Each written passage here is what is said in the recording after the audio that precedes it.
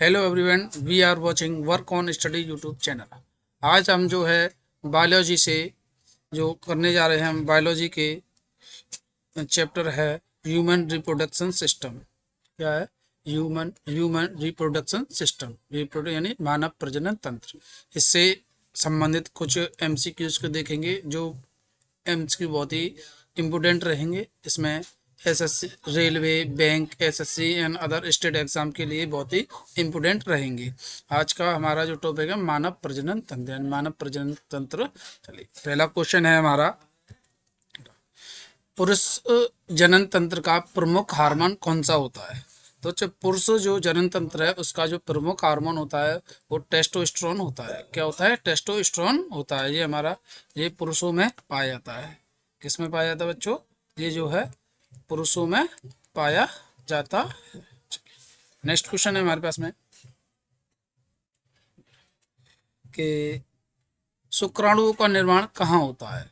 बच्चों, शुक्राणुओं का जो निर्माण कहाँ होता है बच्चों? ये पुरुषों में वृषण में होता है। कहाँ पर होता है? वृषण में। वृषण जो है ये जो है सिर्फ और सिर्फ पुरुषों में पाया जाता है। पुरुष यानी कि ये सिर्फ और सिर्फ मेल में पाया जाता है, फीमेल में ये वृषण नहीं पाए जाते हैं। ये एक पुरुष अंग है। क्या है ये? पुरुष। बच्चों, ये जो है पुरुषों का प्रमुख क्या क्या बच्चे, पुरुषों का जो है प्रमुख जनन अंग है। क्या बच्चे? पुरुषों का प्रमुख जनन अंग है। नेक्स्ट क्वेश्चन है, शुक्राणु निर्माण की प्रक्रिया को क्या कहते हैं?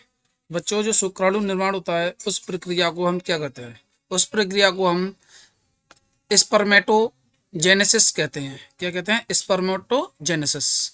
बच्चों, हम जो है शुक्राणु को थोड़ा स्पर्म बोलते हैं। क्या बोलते हैं?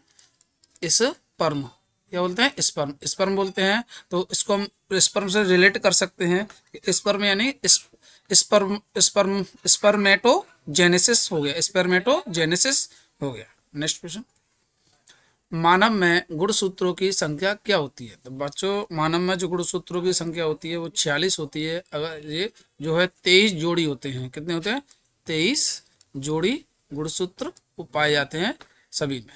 बच्चों, अगर हम देखें तो मेल में ये है 22 जोड़ी, तो एक्स एक्स समान होते हैं। और जो 23वीं जोड़ी होती है, 23वीं जोड़ी, उसमें बच्चों एक्स और वाई गुणसूत्र बने हैं। फीमेल में बच्चों 23वीं जोड़ी में एक्स और एक्स दोनों ही एक्स एक्स पाए जाते हैं। नेक्स्ट क्वेश्चन है, अंडाणु का निर्माण किस प्रक्रिया द्वारा होता है? जो अंडाणु का निर्माण होता है वो किस प्रक्रिया द्वारा होता है? अंडाणु का निर्माण ओजेनोसिस के द्वारा होता है। किसके द्वारा है? ओजेनोसिस। ओजेनोसिस यानी ओजेनोसिस बोलते हैं। इसमें ओ जो है एक एक्स्ट्रा लग गया, सही कर ले आप। इसको हम क्या बोलते हैं? ओजेनिसिस। ओजेनेसिस यानी कि अंडाणु। जो अंडाणु जो है वो सिर्फ और सिर्फ फीमेल में बनते हैं। फीमेल में यानी सिर्फ और सिर्फ महिलाओं में अंडाणु होते हैं, पुरुषों में नहीं होते हैं। ठीक है। नेक्स्ट क्वेश्चन है कि महिला जनन तंत्र का मुख्य हार्मोन क्या है? जो बच्चों, जो महिला है, महिला में जो मुख्य जनन हार्मोन है, प्रमुख जो जनन का हार्मोन होता है वो क्या होता है? वो एस्ट्रोजन होता है। क्या होता है? एस्ट्रोजन हार्मोन जो है महिला जनन का प्रमुख हार्मोन है। अब पुरुष, ये बच्चों, जो टेस्टोस्टेरोन ये जो है मेल में होता है। मेल का मुख्य जनन, मेल का जो है मुख्य जनन हार्मोन है मेल में। और फीमेल में टेस्टोस्टेरोन। टेस्टोस्टेरोन कहाँ पाया जाता है? मेल में। और एस्ट्रोजन कहाँ जाता है? फीमेल में। कहाँ पाया जाता है? फीमेल में। चलिए, कि निषेचन सामान्यतः कहाँ होता है? जो निषेचन जो है, निषेचन की प्रक्रिया सामान्यतः आमतौर पर कहाँ पर होती है? तो निषेचन बच्चों जो है, ये सबसे पहली बात तो ये निषेचन फीमेल में होता है। कहाँ होता है? फीमेल में होता है। फीमेल में होता है तो फीमेल के किस अंग में होता है? तो ये कहाँ पर होता है? फैलोपियन ट्यूब, ट्यूब में, यानी फैलोपियन नली में जाकर के निषेचन होता है। अब गर्भाशय की आंतरिक परत क्या कहलाती है? तो जो गर्भाशय होता है उस गर्भाशय की जो है 3 परत पाई जाती है। उन तीनों में सबसे अंदरूनी परत को क्या कहते हैं? इसको हम एंडोमेट्रियम कहते हैं। ये सबसे एंड्रोमेट्रियम है। 3 परत होती हैं, पहली, दूसरी, तीसरी। ये बाहरी होती है, ये बाहरी परत है, और ये कौन सी है? आंतरिक परत। आंतरिक परत है। ये आंतरिक परत को ही हम जो है एंडोमेट्रियम कहते हैं। शुक्राणु में पूंछ का कार्य क्या होता है? तो बच्चों जो शुक्राणु होता है उसमें जो पूंछ होती है, पूंछ का कार्य क्या होता है? तो हम देखेंगे शुक्राणु थोड़ा सा कुछ इस तरीके का होता है। ये यहाँ पे थोड़े से गर्दन टाइप की होती है, फिर यहाँ से ये होता है, और यहाँ से जो है इस तरीके से पूंछ निकल के जाती है। ठीक है, जब शुक्राणु का ये जो है इसको हम हेड बोलते हैं, हेड बोलते हैं। और इसको हम नेक यानी गर्दन क्या बोलते हैं? हम गर्दन बोलते हैं। इसको हम बॉडी बोलते हैं, इसको क्या बोलते हैं? बॉडी। और इसको हम क्या बोलते हैं? पूंछ। क्या बोलते हैं? पूंछ बोलते हैं। तो ये पूंछ का जो कार्य होता है वो क्या होता है? वो होता है गति प्रदान करना। पूंछ का मुख्य कार्य क्या होता है? गति प्रदान करना। अब पुरुषों में सहायक जनन ग्रंथि नहीं है। पुरुषों में ऐसी कौन सी ग्रंथि है जो सहायक जनन ग्रंथि नहीं है, यानी जन से संबंधित नहीं है? यानी कि प्रोस्टेट ग्रंथि सहायक ग्रंथि है। ठीक है बच्चों, प्रोस्टेट ग्रंथि सहायक ग्रंथि है। सिमिनल वेसिकल ये भी सहायक ग्रंथि है। काउपर ग्रंथियां ये भी सहायक ग्रंथि है। इसका आंसर क्या हो जाएगा? डी। डी हमारा।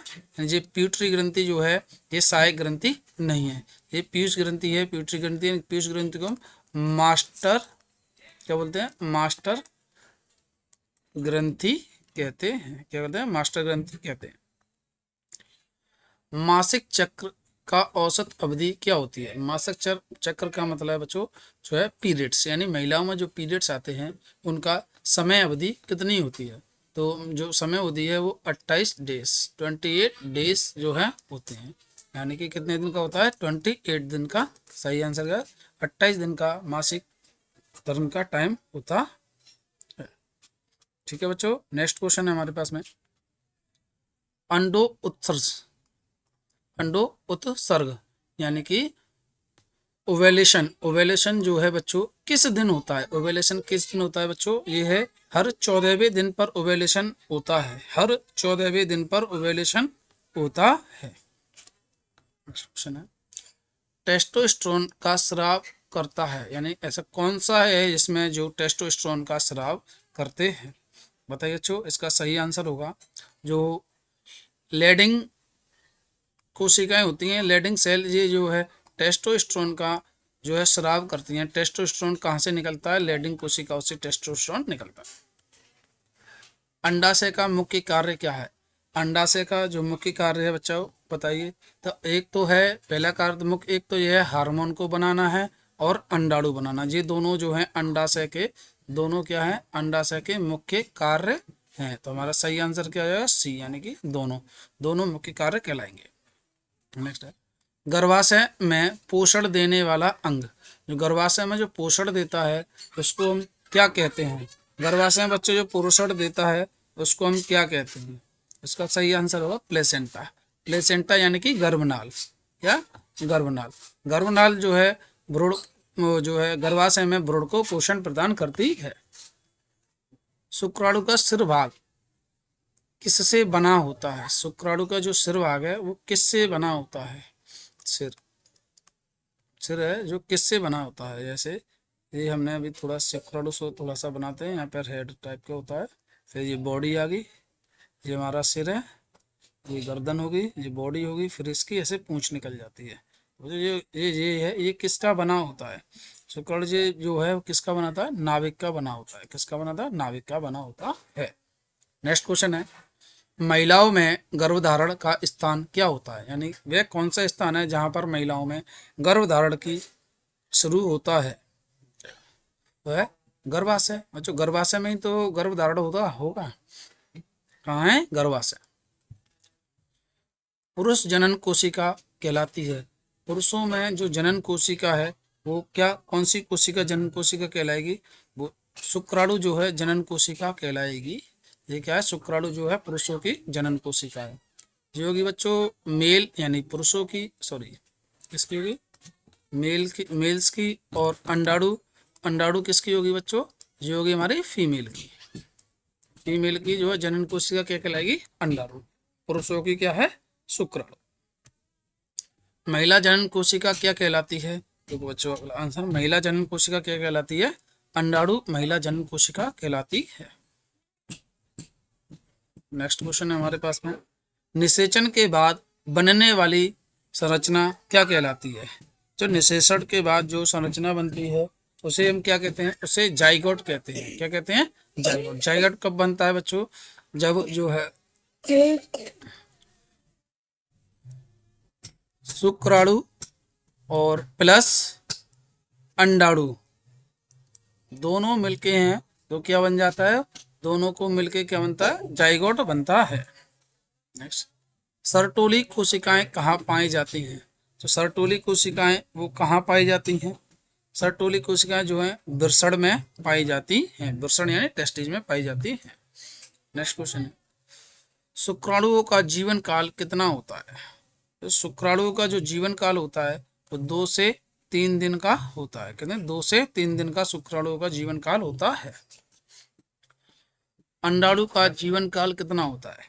तो अंडाणुओं का जो जीवन काल है वो कितना होगा? अंडाणु का जीवन काल होता है 12 से 24 घंटे के लगभग होता है। एलटी हार्मोन का संबंध किससे है? एलटी हार्मोन का संबंध किससे है? तो एलटी हार्मोन यानी ल्यूटिन हार्मोन, एलटी हार्मोन का जो संबंध है वो अंडो उत्सर्जन से है। अंडो उत्सर्ग से यानी अंडों को, अंडाशय में अंडों के निर्माण में काम आता है। एफएसएच हार्मोन का कार्य क्या है? एफएसएच जो हार्मोन है इसका जो मुख्य कार्य है अंडाणु और शुक्राणु का निर्माण करना है। अंडाणु और शुक्राणु का निर्माण करना है। एफएसएच हार्मोन का क्या कार्य होता है? वो अंडाणु को निर्माण में भी कार्य आता है और शुक्राणु को, दोनों के निर्माण में सहायता पहचान करता है। पुरुषों में शुक्राणु संग्रहालय कहाँ है? जो पुरुषों में जो शुक्राणु संग्रहालय यानी शुक्राणु कहाँ पर एकत्रित होते हैं? तो वो क्या है? एपिडिडिमस। जो एपिडिडिमस है वहां पर शुक्राणुओं का संग्रहालय कहते हैं। शुक्राणु वहां पर स्टोर में रहते हैं। नेक्स्ट क्वेश्चन है, गर्भाशय का संकुचन किस हार्मोन के द्वारा होता है? जब गर्भाशय संकुचन यानी सिकुड़ता है तो वो किस हार्मोन के द्वारा सिकुड़ता है? तो ऑक्सीटोसिन, ऑक्सीटोसिन हार्मोन के द्वारा जो है गर्भाशय सिकुड़ता है। नेक्स्ट, मासिक धर्म रुकने की अवधि क्या कहलाती है? जो मासिक धर्म है, मासिक धर्म जो यानी कि पीरियड्स हैं उनको रुकने की जो है अवस्था क्या कहलाती है? अगर मासिक धर्म रुक गए हैं तो उसको हम क्या कहेंगे? उसे मेनोपोज। क्या बोलते हैं? मेनोपोज।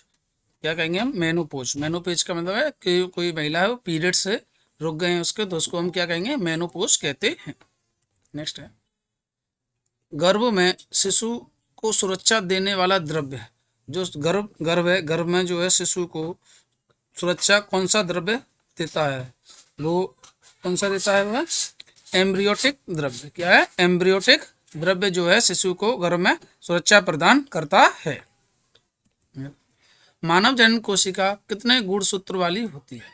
तो मानव जनन कोशिका में कितने गुणसूत्र होते हैं? तो अगर हम इसको देखें गुणसूत्र, वैसे तो बच्चों 46 होते हैं। कितने होते हैं? 46 गुणसूत्र होते हैं। लेकिन अगर इसको जोड़ी में देखें 23 जोड़ी है, तो 23 जोड़ी में 23 जोड़ी हो जाएंगे। और नॉर्मल गुणसूत्रों की संख्या पूछता है तो 46 हो जाएंगे। तो इसका जो सही आंसर होगा वो क्या होगा?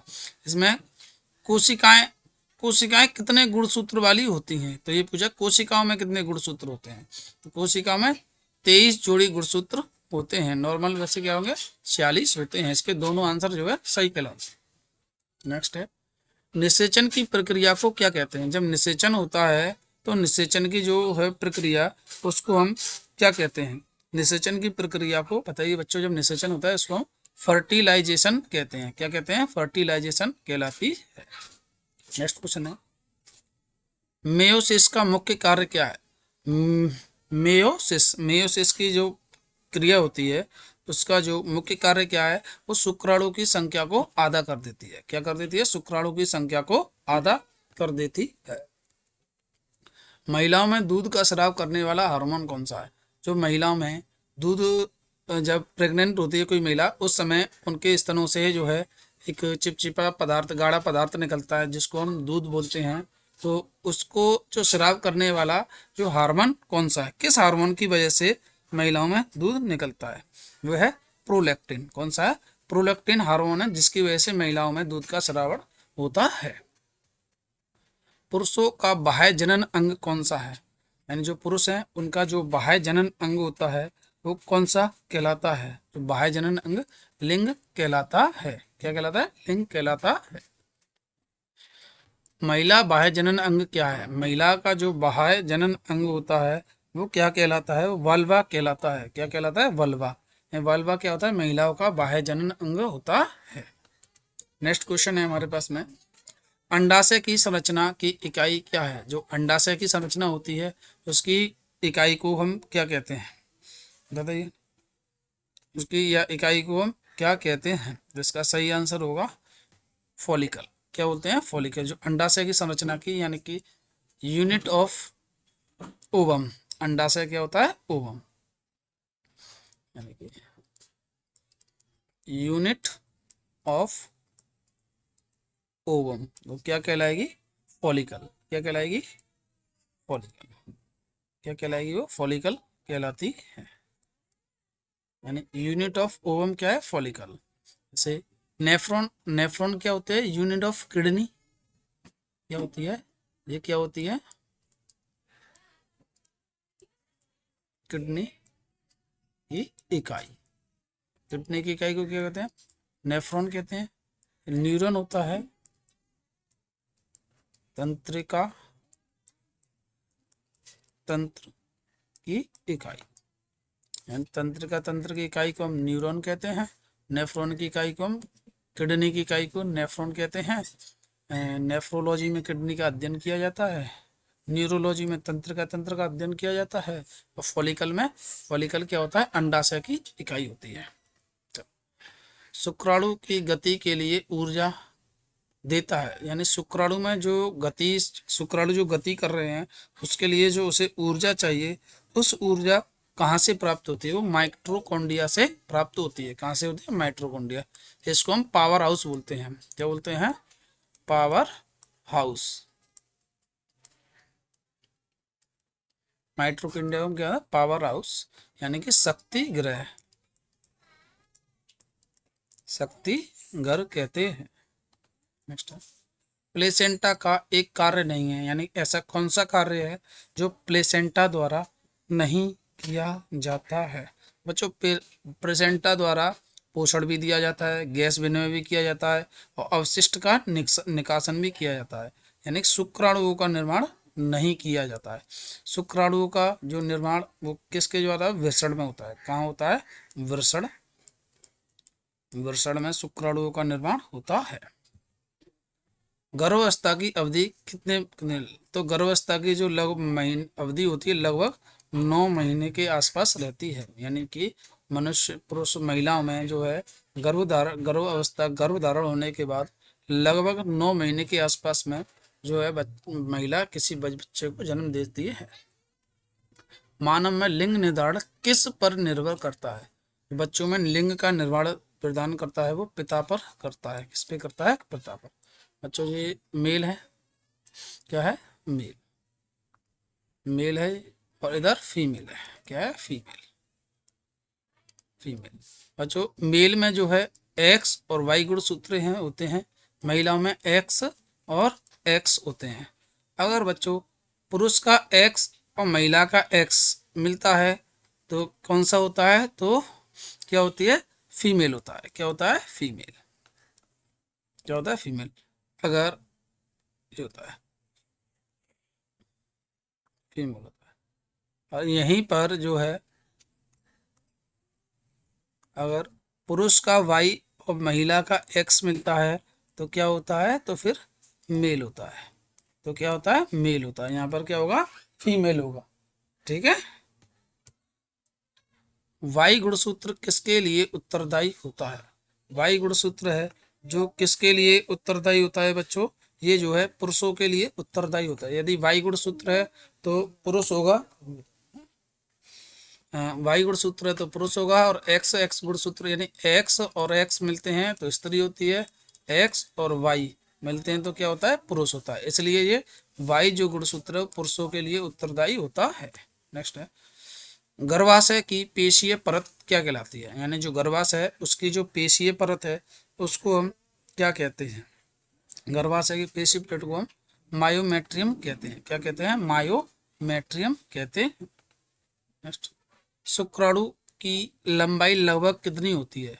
जो शुक्राणु है उसकी लंबाई लगभग कितनी होती है? वो 60 माइक्रोमीटर के बराबर होती है। कितनी होती है? लगभग 60 माइक्रोमीटर होती है, माइक्रोमीटर होती है। नेक्स्ट, महिला में अंडाणु उत्पादन कब से शुरू होता है? यानी जो महिला है, महिला में जो अंडाणु का उत्पादन होता है वो कब से शुरू होता है? यानी जन्म से। कब से होता है? जन्म से अंडाणु का उत्पादन होता है। यदि बच्चों की महिला है उस पर जन्म से ही अंडाणु उत्पन्न नहीं होते हैं तो उस जो महिला है आगे चल करके किसी भी बेबी को जो है बेबी को जन्म नहीं दे सकती है, नहीं दे सकती है। तो इस महिला को हम क्या कहते हैं? ऐसी महिला को आपने सुना हो, क्या बोलते हैं हम? बहुत सारे नाम है समाज में। ठीक, नेक्स्ट क्वेश्चन, गर्भावस्था में कौन सा हार्मोन बढ़ता है? यानी जैसे गर्भ अवस्था में तो कौन सा हार्मोन बढ़ता है? नहीं, ऐसा कौन सा हार्मोन है जो गर्भ अवस्था के समय बढ़ जाता है? प्रोजेस्ट्रोन, प्रोजेस्ट्रोन कौन सा हार्मोन है? प्रोजेस्ट्रोन हार्मोन है जो गर्भावस्था के समय बढ़ जाता है। काउपर ग्रंथि का स्राव कहाँ से होता है? जो क्षारीय द्रव्य से। काउपर ग्रंथि का स्राव कहाँ होता है? क्षारीय द्रव्य से होता है। वीर्य में सबसे अधिक मात्रा किसकी होती है? जो वीर्य होता है उसमें सबसे अधिक मात्रा होती है वो किसकी होती है? वो सीमिनल द्रव की होती है। वीर्य में सबसे अधिक मात्रा किसकी होती है? सीमिनल द्रव की होती है। अंडोत्सर्जन किस हार्मोन से प्रेरित होता है? यानी ऐसा कौन सा हार्मोन है जिससे अंडो उत्सर्जन जो है प्रेरित होता है? तो इसका जो सही आंसर है क्या हो जाएगा? FHS hormone. क्या होता है? FHS हार्मोन जो है इससे अंडो उत्सर्जन के लिए प्रेरित करता है। गर्भाशय ग्रीवा को क्या कहते हैं? जो गर्भाशय ग्रीवा होती है उसको हम क्या कहते हैं? सर्विक्स बोलते हैं। क्या बोलते हैं? सर्विक्स। गर्भाशय ग्रीवा को हम सर्विक्स भी कहते हैं। और मानव जनन में तंत्र का मुख्य कार्य क्या है? मानव में जनन तंत्र का मुख्य उद्देश्य क्या है? मुख्य उद्देश्य क्या है आप बता सकते हो? इसका सही आंसर है प्रजनन। क्या है?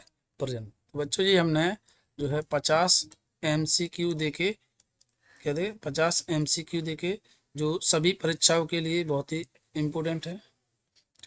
ये आज का हमारा लास्ट क्वेश्चन था। और आपको वीडियो अच्छा लगा हो तो आप लाइक करें, शेयर करें और सब्सक्राइब करना ना भूलें। ठीक है बच्चों, दी ये आज का हमारा लास्ट क्वेश्चन था। धन्यवाद।